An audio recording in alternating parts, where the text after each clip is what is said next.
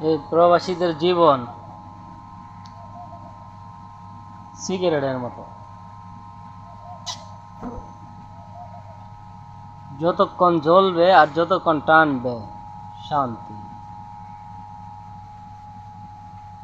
যে টানে সে মজা পায়, আর যে জ্বলে সে কষ্ট পায়। সিগারেট তো বলতে পারে না যে কষ্টে মেরে আছে, আস্তে করে টানার জন্য। কিন্তু যে দেশের তে বইয়া টানতেছে, আরামসে টানতেছি, বড় করে টানতেছি। তাই যে টানেন একটু হিসাব করে টানেন। এটা পড়তেছে, পুরা শেষ হয়ে যাব, কয়লা হয়ে যাব, ফালাই দিবেন। এটাই বাস্তবতা। I love you.